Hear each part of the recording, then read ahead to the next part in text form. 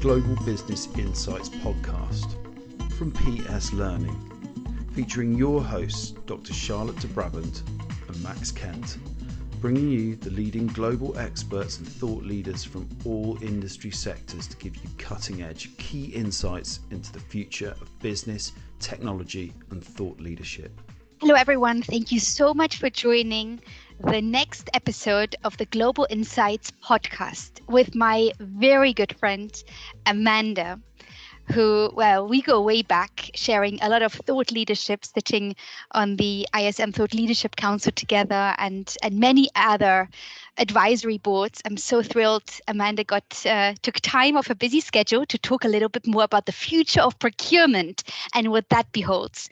And I'm joined with my partner in crime, Max. Hi, Max. Nice to have you back. Hi, Charlotte. Hi, Amanda. Really pleased to have you on the podcast. Really looking forward to it. As you know, we'll find out procurement is a real close to my heart subject. So really looking forward to hearing all your insight into that. And Amanda, just to kick things off, maybe you would like to just introduce yourself and a little bit more about what is it that keeps you so busy? Absolutely, Charlotte. And thank you so much for the invitation to be here today, to both you, Charlotte and Max. Really always get jazzed about talking about the future of procurement and where we're going as a profession. So just a little bit about me. I was a practitioner for 16 years, working in procurement at large CPG companies like Kraft Foods, or now Kraft Heinz, Conagra, Kellogg's, and I also had the opportunity to move into the hospitality world as my last stop in the corporate world at MGM Resorts International as the vice president of procurement. And what I did in those roles was not sourcing necessarily, it was large scale change. So for instance, if we were deploying SAP, which we did 3 times across those companies, I was leading that effort on behalf of procurement, or if we were opening a new property, or if we were doing a merger and acquisition, insourcing or outsourcing, I was the one leading those initiatives and making sure that we were getting the maximum ROI from that initiative, but we were also having a positive impact on the business. So in all of that experience, I really fell in love with how people and cultures and process and data and technologies all come together to really make true change within procurement organizations. So 4 years ago, just over 4 years ago, I decided to leave the corporate world and start my own consulting firm, which is called Wonder Services. And Wonder Services was really born out of this idea that technologies in general are becoming more simplified. They're becoming easier to configure, easier to implement. However, what still remains a huge challenge within procurement and really across all professions is the user adoption and change management around that implementation. And so I saw some opportunity where procurement was getting quite a bit of dollars in investment coming our way, more than usual over the past several years. However, we were still seeing kind of mediocre results on the true return on investment. So, and study after study was pointing to lack of user adoption, both internally within your 4 walls and then also with your supply base.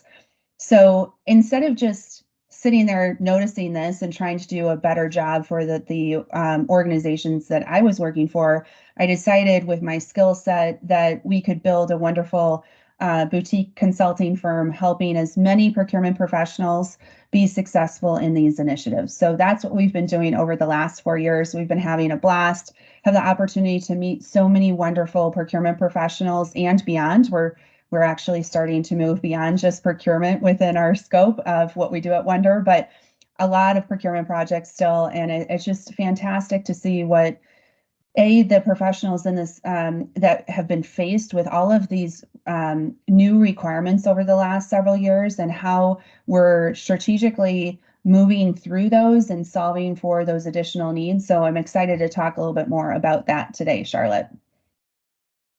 Thanks, Amanda. That's absolutely brilliant. And again, as I said at the start, it's a subject really close to my heart. I've got and have had my own procurement consultancy for a long time now, and really enjoy working, particularly in the education sector, to really help make a difference, actually. And you really can with procurement. And also, one of the things I found exciting working in, again, the smaller boutique consultancy with very bespoke client projects, is you get to kind of shape the future really, and at least talk to them about new trends and things that they're probably seeing and having to be told to look at. How do you anticipate those kind of trends, particularly in the future of procurement, perhaps new technology, new tools, that kind of thing coming in? How do you think that will impact your role in the industry in general?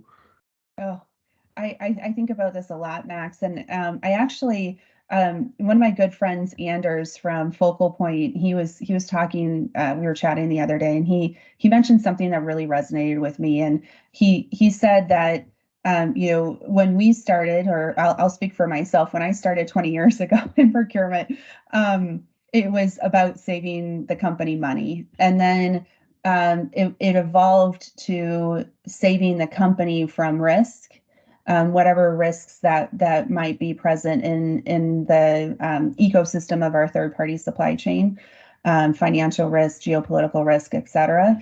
And now we're asking to be part of saving the world.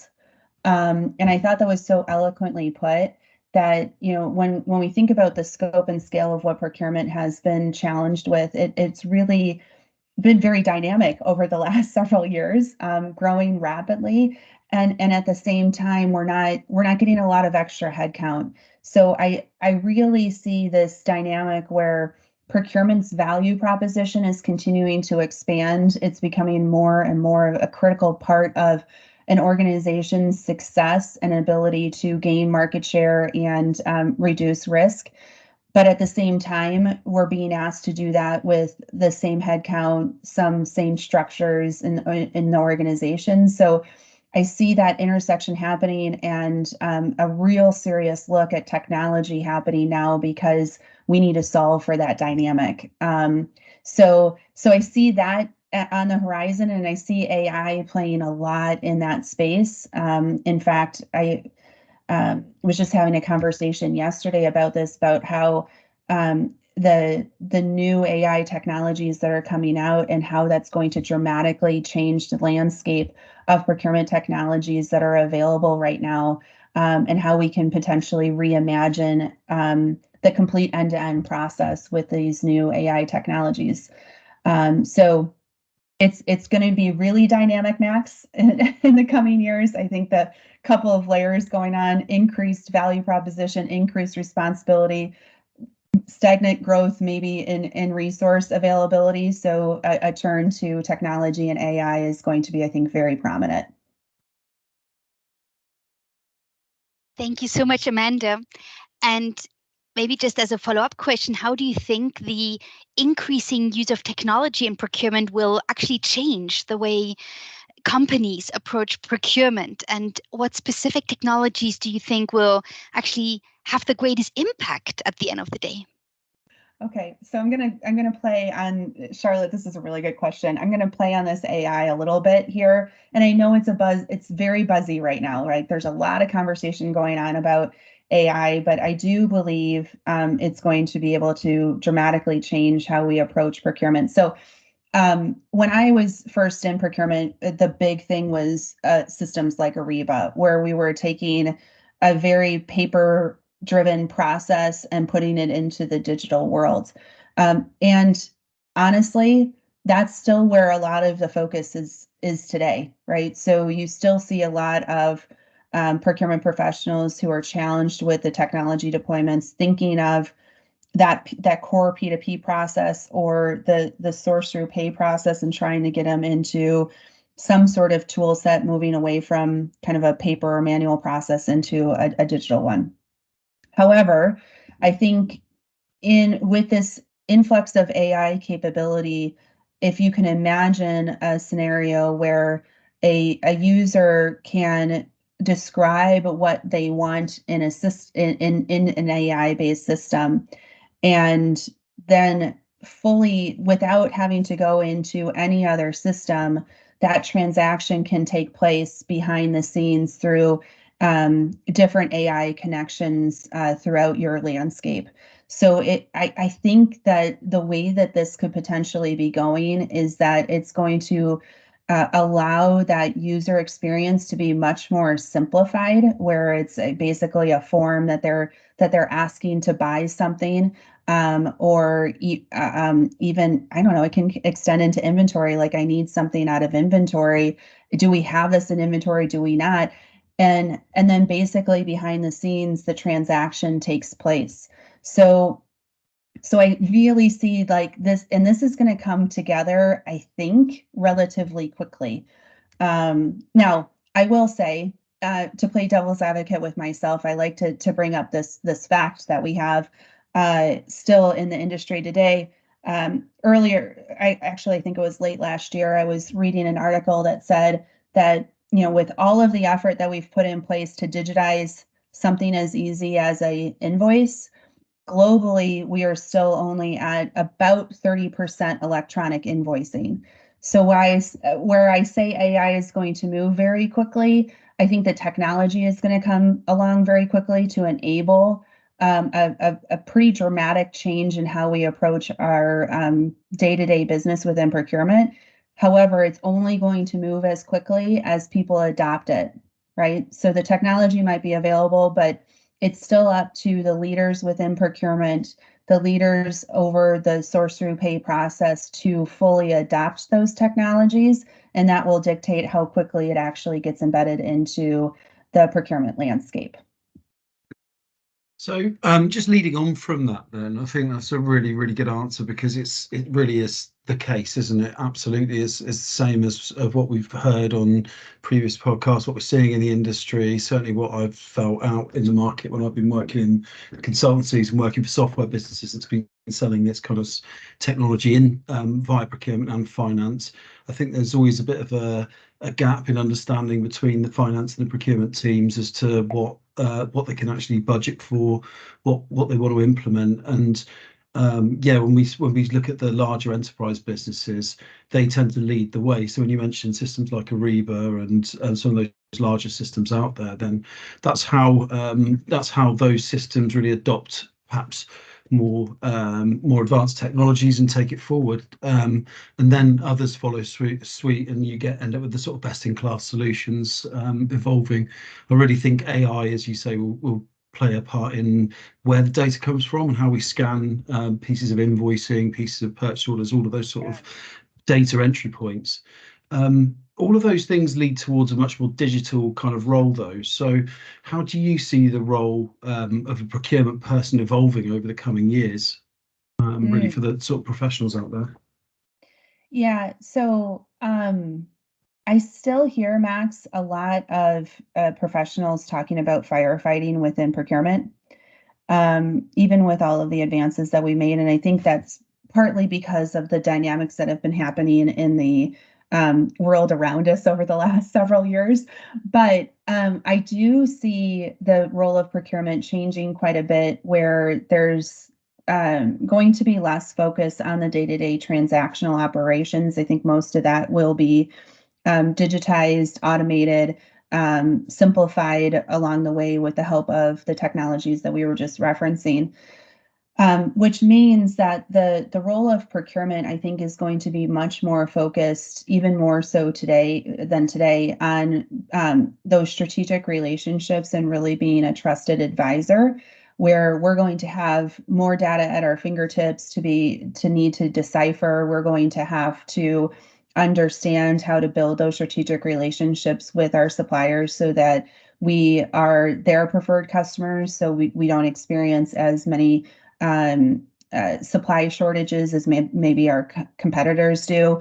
We're going to need to be much more strategic with our stakeholders to keep up with the pace of business as things continue to accelerate, as technology evolves even further. That's only going to accelerate the pace of business.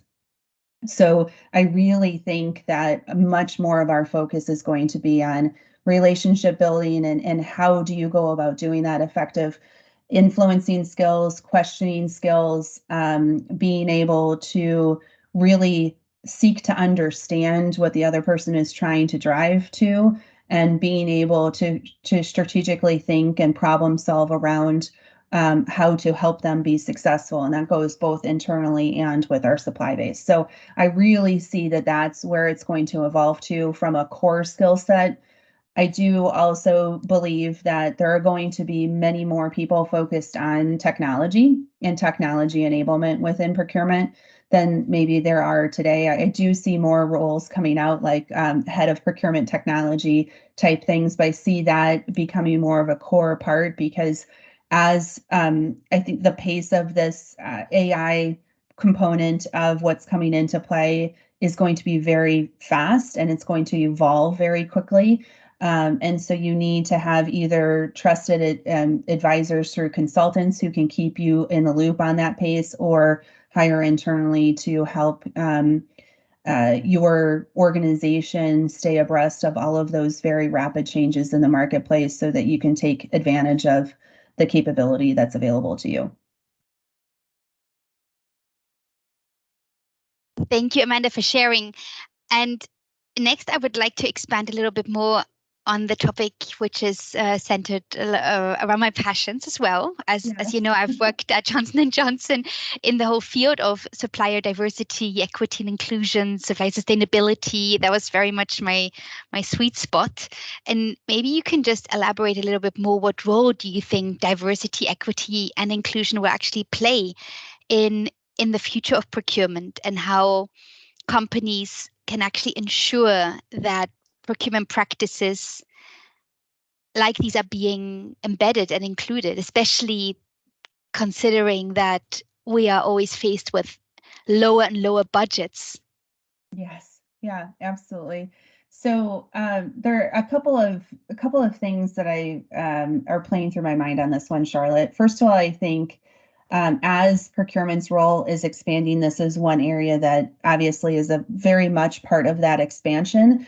And I think there's going to be more of a focus on this for organizations across the globe, as more and more regulations and government entities are requiring it. So I think there's a part of this that is very much driven by those requirements across the board. Not that we should be waiting for those requirements to happen. I think there's a large play with diversity, equity, and inclusion within procurement to be successful at driving what the business outcomes need to be within an organization. So I'll give you an example. I always like to relate things to other things that people might relate to. So I'm sure most people have been to a symphony before. People enjoy a symphony because of the diversity and the inclusion of all of the different types of instruments that are played within a symphony. You wouldn't want to necessarily go to a symphony and just hear the flute player all day long. So there's beauty in that diversity as people are looking at how do we creatively solve problems? How do we understand our customers more effectively? How do we learn from each other in the different perspectives that we have? How do we make sure that we're bringing in those different perspectives so we can be creative and problem solve and move quickly? It's really a requirement of organizations to do that, right? We cannot live in a world anymore where we only have flute players, because we will lose in an organization. You will not be able to remain competitive in the business marketplace if you don't have a diverse perspective, especially with everything coming at us each and every day, from geopolitical risks to wars that are going on, to supply chain shortages, to inflation. I mean, you need to have a very robust, diverse team to be able to navigate the world that we live in today and be successful. So that's very much what grounds me in the importance of this. But we do, it's going to remain a core to any organization, including procurement. And for procurement to be successful, they need to be thinking about how do I diversify and include every diverse perspective into my organization. But then also, Charlotte, we're doing the same with our supply base, because I think that is a huge untapped opportunity for procurement, to understand that your suppliers bring a very deep expertise into the equation that I think we're just scratching the surface on day in and day out. We might be doing that very well with our more embedded strategic suppliers, but there's a whole untapped part of our ecosystem that I think if we were able to understand the diverse perspectives, the diverse backgrounds, the diverse ethnicities more effectively, we can gain so many more insights and innovation from our suppliers if we truly have that diverse landscape in our supply base, and that we take the time to do so. I love that, Amanda, and I'm really truly 100% with you there. I think you're absolutely right that, you know, it's not just that having a more diverse workforce or more diverse staff or supply chain is a nice to have. It's a must have. You have to look at it that way, and businesses have to look at how they include every single different type and really move forward with that. Otherwise they will be left behind, and I think that's the sea change that we've all needed, which is fantastic. Moving slightly forward onto how that could translate into the partnership between supplier and procurement, which I think you touched on as well, and I'm really keen on that subject as well. I've spent my career working both in procurement and on the other side of the fence in business development and sales. And really the whole reason for me doing that was to understand both sides of a transactional process, if you like. So if you think about that and that whole premise that really we need those strategic partnerships between supplier and procurement to help us in the future, is that one of the steps you think people could build for more resilient supply chains in the face of the future disruptions? I mean, hopefully it's the last pandemic, but I think it'd be sensible to future-proof against natural disasters and future pandemics surely in the future, wouldn't it?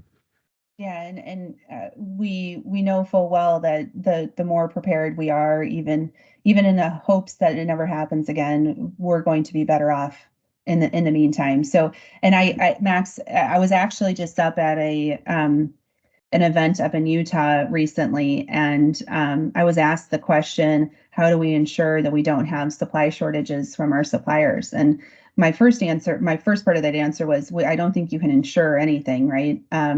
However, you can mitigate your risks by, and it's probably not what people think of first off, but I think the largest mitigation for supply chain disruption reduction is to have more effective relationships with your suppliers.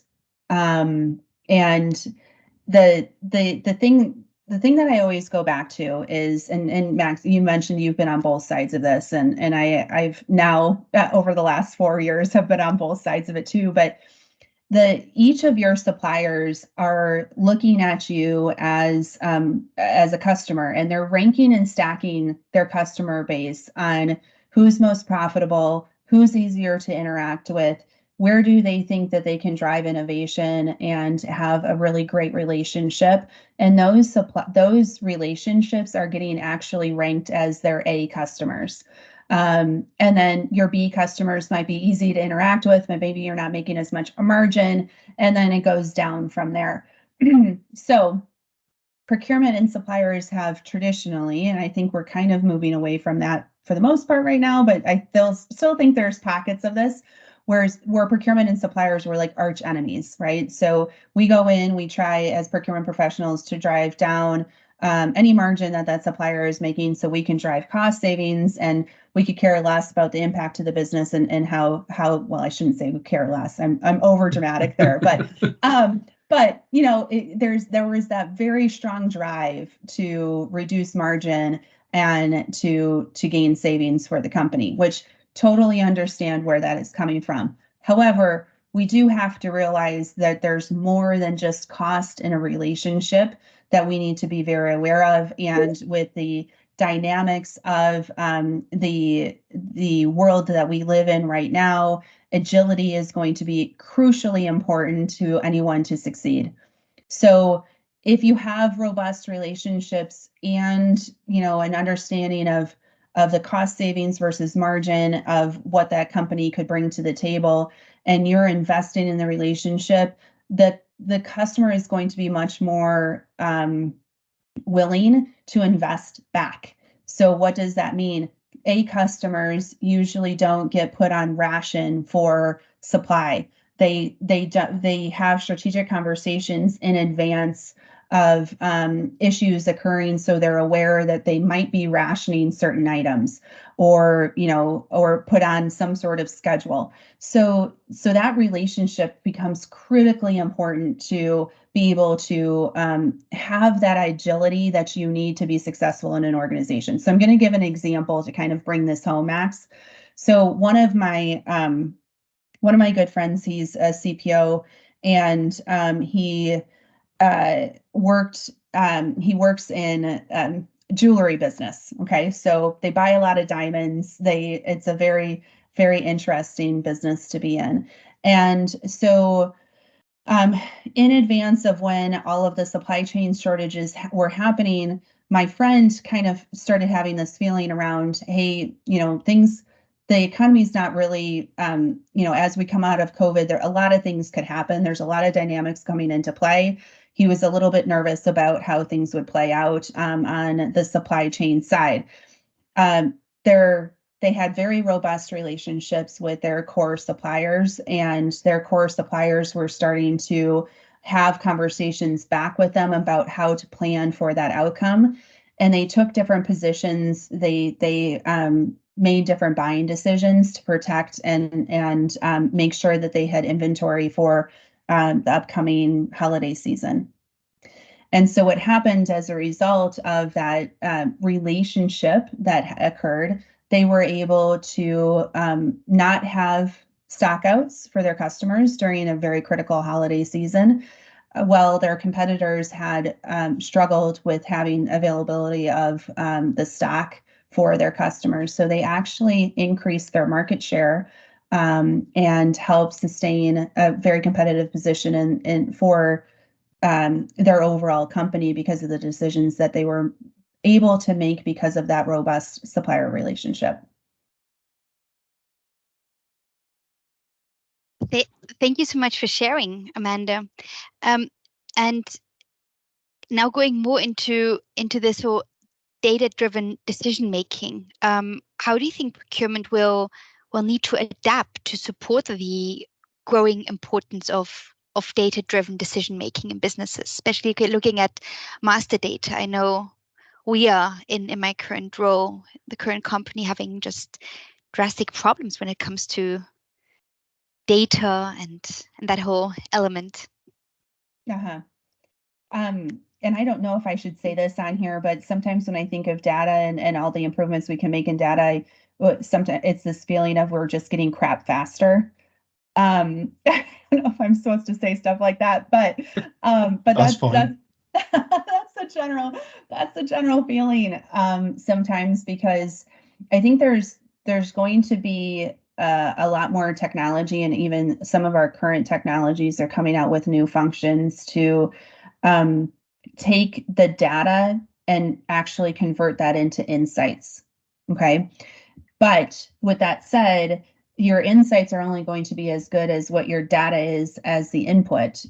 So if you're having foundational data issues, and if you want to get to the point where you're actually getting insights from your data, you have to look at what are some of those root causes to be able to cleanse your data and be more effective in that space. I will say though, I've been asked by customers before, how will I know when my data is clean? And I don't think that journey is ever ending. Like, you can put governance in place to help to shield some of the bad data coming into your organization. However, there's still going to be a need for a constant review of your data to make sure that it's mostly clean, if not more clean than it is today. So building that kind of foundation is going to be really important for any organization to do at this moment, because if you don't do that, you're either not going to be able to use some of these new technologies that are driving data into insights, or you're going to deploy a system like that and get really cruddy insights as an outcome. So that's my general thought process there, is that there is going to be a growing importance to be able to move as quickly as we're going to be asked to move. We're going to need to have your data become insights, and so that you can quickly action those insights within an organization. But if you don't have that base layer of master data correct, it's going to be really, really hard to get there. Thanks, Amanda. That's really interesting how I think data has a huge role, and totally agree with you, to play in procurement in the future. And once again, coming back to the conversation of those supplier collaborations and partnerships, that's also something that suppliers can really help with, I think, and can really help organizations have better data. And if there's that partnership in place, they can really share those key insights and help drive savings. I mean, certainly any real proactive business development relationship I've been in with procurement has really been about showing how you can save them money, resource, time, you name it. And that's the sort of things that you need to be on hand to really do. Otherwise, someone else will be in there stealing your business effectively. So really, really music to my ears about how you started talking about customer segmentation and how business development and sales teams rank their customers. It's the first time I think I've heard that kind of language from procurement, and with all due respect, because it's nice to hear how people are starting to learn that. I think that there could be all sorts of training between the two departments. If you look at sales, internal business development teams working closely with internal procurement teams, perhaps on training courses to share their own experiences, could be a good way forward. Yeah, absolutely. How do you see, sort of taking all that in mind, how do you see that collaboration between procurement and suppliers, and maybe those other stakeholders as well, achieving the goals in the future? Yeah, Max, it's interesting. I was just reflecting back on when I learned about customer segmentation, and it was actually at my last during my last SAP deployment. Right. So it was an end-to-end supply chain conversation, and we had people from the order to cash team involved in the design sessions because we were truly thinking end to end. And they started talking about customer segmentation. And I was like, well, of course. I mean, we segment our suppliers to strategic, transactional, tactical, whatever. We can't imagine, like, it's silly to think that our customers are not doing that with us. Like it's a natural way to prioritize, and it's very important in how decisions are made within the organization. So that's actually where I learned, was from our own internal order to cash team as they were talking about customer segmentation. So, but going back to the question, something that has come up quite often lately with customers has been this whole conversation about where do I start from a sourcing standpoint. I had a customer approach me, and he's like, we went through all of this data, we're building a sourcing pipeline, and but through questioning, I found out that it was really done in a silo.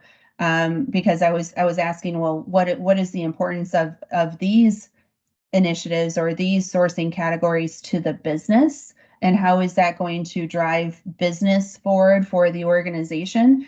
So when I think about kind of the evolution of procurement, I'm thinking, I think that there needs to be much clearer alignment with the key stakeholders of an organization to understand what they're driving to, what they're trying to achieve, what gaps or problems they're trying to solve, and really going into those conversations as a procurement professional to seek to understand what they're being challenged with, and then coming back with some solutions for them to help them achieve their strategies. Because that's in all reality, I mean, the business is moving so quickly. We need to make sure that we're in lockstep to ensure that we're providing that strategic value where the business is going. So I would like to see a little bit more of that collaboration within procurement and their stakeholders to truly understand what's driving them forward, to understand what innovations they're, innovations is actually pretty tight when you're coming out with product innovations, but outside of that, what are those other things that the business is trying to pull forward and achieve in the coming months, and how procurement can strategically help them do that. We have a lot more tools in our tool set where we can go in and we can talk about not only how do we strategically negotiate or work with a supplier, or even think about how our process is designed, or how we can be more efficient as an organization. So it's much broader than just going in and saying, I'm going to do an RFP in this category. Thank you, Amanda, for sharing. And I think just to elaborate, I mean, now more than ever, especially looking at this collaboration, absolutely, as you said, communicating the standards, the expectations, but really going into this open communication with the stakeholders, and really having this open dialogue to build trust, and not being afraid to actually ask questions and make, at the end of the day, that the suppliers are our experts. So Yes. So there it's really important to leverage from the knowledge, and not any longer in procurement we have this good guy, bad guy scenario anymore. If it's just dialogues or if it's negotiations, but it's actually having open communication where each party stands. I think that's something that especially we've learned just over the last few years, where this partnership is so crucial. Absolutely. Just last question for this podcast. How do you think the increasing importance of transparency and accountability will impact procurement practices? And maybe you can elaborate a little bit more. What steps can companies actually take to ensure that their procurement processes are transparent and accountable? This is a big one. This is a big question to answer. Right? Yeah, save the best to the last. Okay, so there's a couple of ways to think about this. So when I think about transparency and accountability, the first thing that I think of is digital, right? If you are going to have a truly transparent and accountable supply chain or procurement practices in general, to be able to have that transparency and that accountability, you really need to have a digital process where you can have the data, the insights, and measure and track and have metrics around it, so that you can use that and have that transparency internally, but then also have that transparency externally to the various government entities that are now asking for that type of insight, or other organizations, your customers who might be asking for it too. So I think there's that with that increasing importance of transparency and accountability will also be an increased importance of moving away from manual processes where you still have them into the digital world, and then being able to report on them effectively. There are still some very large gaps in this though. So I think of some of the requirements coming out related to different types of labor in your supply chains. I still think there's a ways to go to be able to get effective insights around what's going on, not only within our direct suppliers, but our suppliers. And I think that's really where we have the largest gap, is in those examples where we have maybe good insights at times. I'm not even going to say we have great insights today around what our supply base looks like. However, the expectation, I think, in the transparency is, if we're doing business with that supplier, that we also have an understanding of how that supplier is getting their work done on our behalf. And I really think there's a large gap there that still needs to be filled to be able to drive that transparency and accountability all the way, as we used to say it in the CPG world, from farm to fork, right? So trying to understand what all those handoffs look like and get our arms around it. So if you're not, if you are working in a procurement organization today, and you're trying to drive forward transparency and accountability, because it is coming, it's going to be required. Like, if it's not already in your area, it's going to be. So I think this needs to be a large part of the conversation where you're looking to invest in digital capability and trying to close as many of those gaps as possible that you have into that end-to-end supply chain of our supply base. Thanks so much, Amanda. I love your holistic strategic approach to looking at how procurement really can change, and I think you're really on to how things need to change in the future, actually. And it's been really interesting hearing your approach on everything today. And yeah, I'm absolutely right with you, 100%. If anyone wants to find out more about your work or they want to get in touch with you, could you just share for our listeners your details one more time? Obviously, we'll put that in the description, but if there's any parting thoughts you'd like to share, please do. Okay, so I am a big fan of using LinkedIn. So if we're not connected on LinkedIn, please look me up, Amanda Prochaska. The one thing that I stand for on that platform is that I'm not going to be dropping you a bunch of DMs trying to sell to you. So the point of LinkedIn for us is to drive thought leadership and insights for procurement professionals. So if you are not following me yet on LinkedIn, please do so. Outside of that, they can find more information about Wonder Services at wonderservices.net.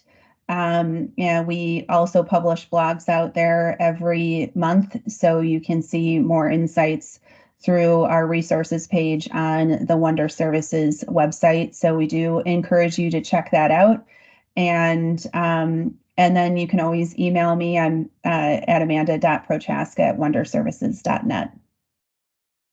Thank you so much, Amanda, for sharing, and especially also thank you for our listeners for joining in once again. It was such a pleasure to have you, Amanda, in this podcast. Thank you for your time, for all your thought leadership, and see you all next time. Yes, thank you very much, Amanda. Thanks for your time. I'd love to have you back on again and just discuss more about how the world has turned in the future one more time. Perfect. Thank you so much for inviting me again. This was a pleasure. I always love chatting about procurement and where we're going as a profession.